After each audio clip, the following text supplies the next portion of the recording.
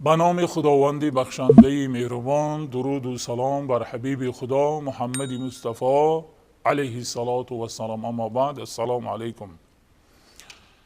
محترم حاضرین، چنانه که همه شما خبر دارید، وقتهای اخیر من این روزهای نزدیکی گذشته نوار پخش شده است که یک بنام ملای افغانی تاجیک تبار به مردم مسجد و همون کسانی که در مسجد بودن مراجعت کرده، یعنی که مردم را برای جهاد کردن فرض عین دانسته ایستاده است. اکنون به این دو نفری که از افغانستان ایستاده برای تاجیکستانیان برای فتنه انگیزی و اغوا انگیزی دعوت کرده ایستادن، به اینها مراجعت میکنم. عبدالقدیر، اگر شما عالم می بودید، در نواری که شما بر ردیه به حاجی میرزا نویسید من عالم، من قال انا عالم فهو جاهلون، کسی که من عالم گوید و جاهل بودنی همون انسان به دلالت میکند. شما چه خیلی عالم هستید؟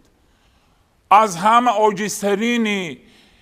عاجزترین مخلوقات انسان است. شما چقدر علم را آموختید که ما عالم میگید؟ شما خودتان را عالم نحسابید.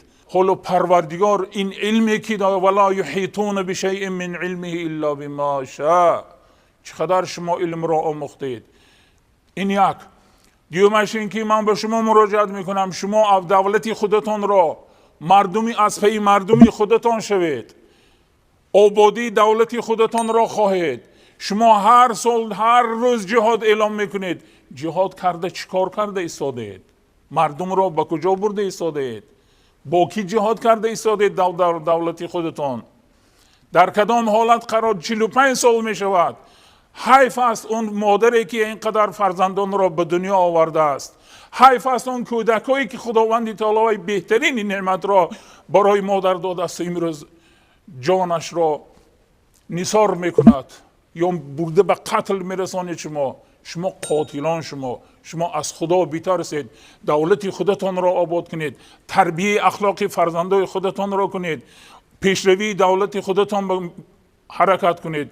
لیکن گذارید ما خود ما جهاد اعلان کردن در آن جایی که قاری دارد، در آن جایی که محراب دارد، در آن جایی که کلمه بنی الاسلام علی 50 عمل میکند، این حرام است. شما نخواندید اهل علما چی گفتن در جایی که حکم اسلام جاری است و جهاد اعلان کردن حکمش را؟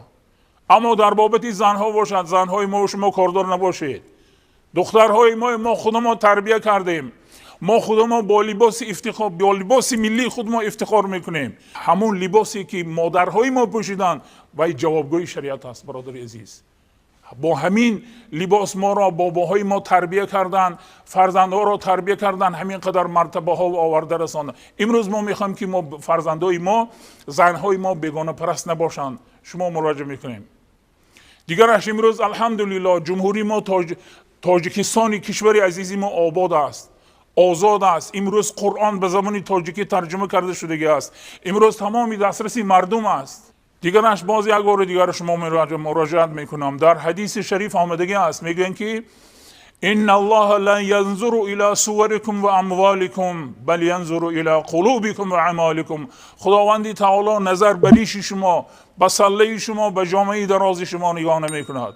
خداوند تعالی نظر به عمل انسان نگاه میکند، به قلب انسان نگاه میکند. شما با ریش های دراز، با سله های دراز، با جماعه های دراز در وطن خود چیکار کرده ایستادید؟ مردم فروشی، دختر فروشی، یا که بچه بازی، کارهایی که بیهوده از زبان نمیگردد برای این سخن ها را گفتن، یا که دیگر عملهایی که در آنجا شده ایستاده، قتل و قتال در شما.